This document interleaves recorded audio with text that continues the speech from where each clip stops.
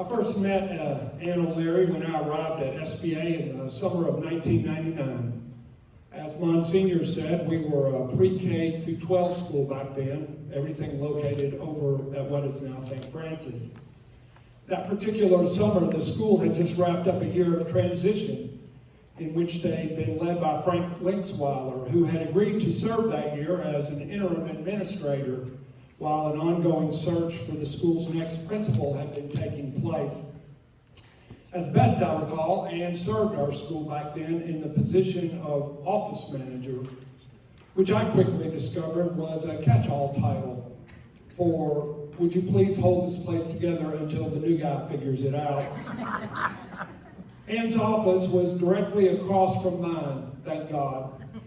In addition to having an answer for my every question, our youngest daughter, Sarah, was in 8th grade.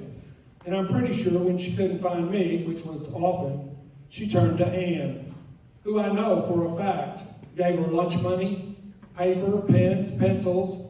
I'm not entirely sure she didn't help her with her homework. And I know at least she helped her at least find it in her locker. And I will say she would have done better if you'd known anything about calculus. But as a result, Sarah told us at dinner one night, you know, I love Miss O'Leary. She's like the mom of the school. Sarah wasn't the only one who felt that way. Students, staff, teachers, parents, everyone knew where they could go when they needed help. She was mom to a campus of 800 plus, and the woman was barely in her 30s. A graduate of Bishop Byrne and the University of Arkansas, it wasn't but a couple of years before the need arose, and I could think of no one better than Ann. So I asked her to take over as our director of admissions. This was not long before we moved into the new high school building. Thus, for many, many people, she became the first impression of what St. Benedict was all about. She was, not me. When I first arrived, I can remember we had about 80 students in each of the 4 high school grades. But just 3 years after we moved into this new campus, we crossed the 1,000 student mark. We were dealing with so many applicants, there was no way I could interview all of them. So I asked her to take on a lot of that role as well, and I trusted her judgment implicitly. Every so often, though, she'd bring me a file and say, George, I think this kid's crazy.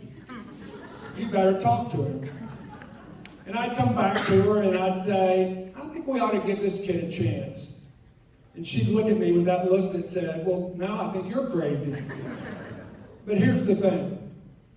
The more kids she took in, the better she did her job, the more people I had to hire. And I recall needing to hire at least 21 new teachers one summer alone, and I was the sort who would interview 10 for each position. So in short, there's no other way to look at it really, and with a real pain in the butt.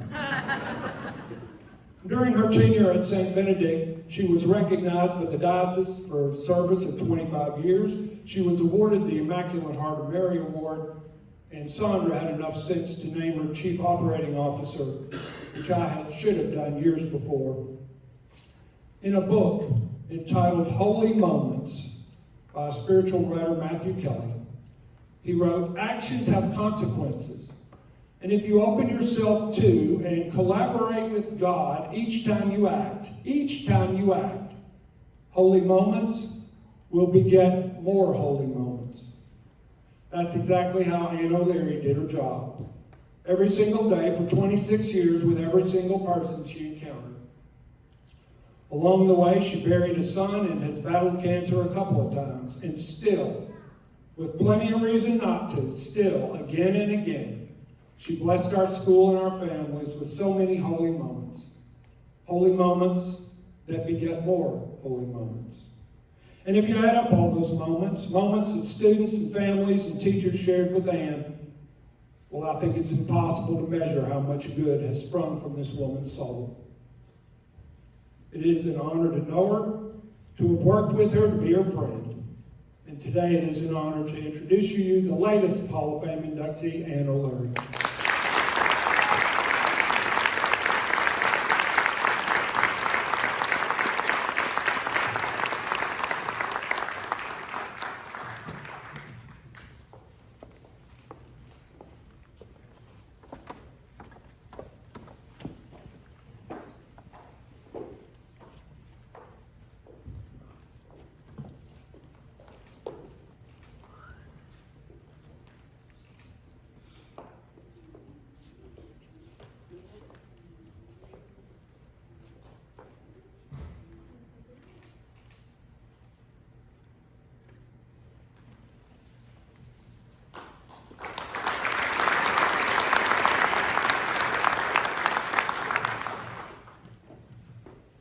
Thank you, Mr. Valley. I'm not sure who you were talking about through that whole thing, but thank you. You forgot to say I was an emotional person, too. So I'll try to get through this here. So thank you so much for this honor.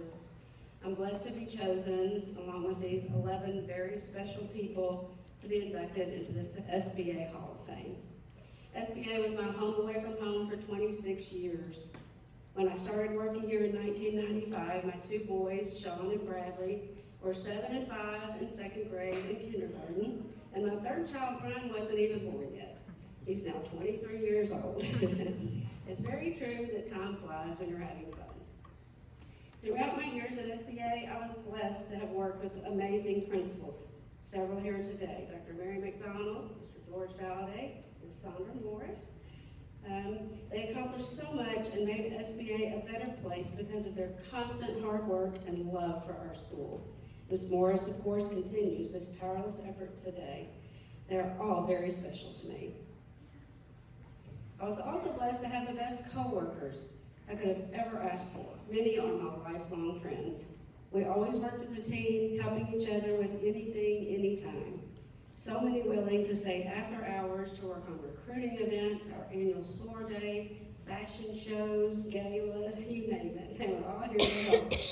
There were always faculty members also, students and parents, Ms. Ivan a lot, working right along with all of us. They all made it very easy to come to work every day. I'm blessed that my 3 boys received the best education and had a great SBA experience. Teaching is truly a calling, and I'll always be thankful for our teachers' love of learning, their patience, and being so friendly.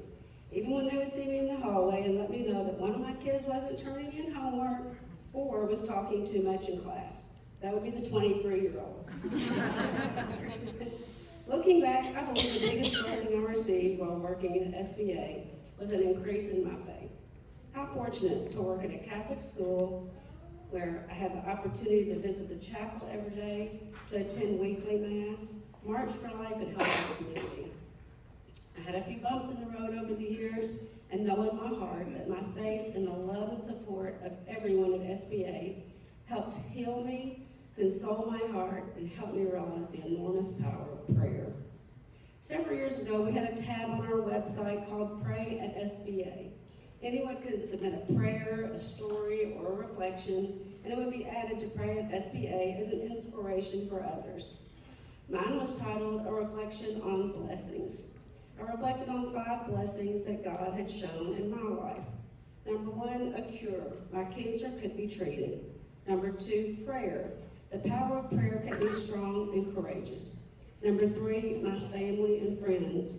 My amazing husband, my children, my sister, my brothers, my sisters-in-law, my brothers-in-law, and many friends were by my side every day.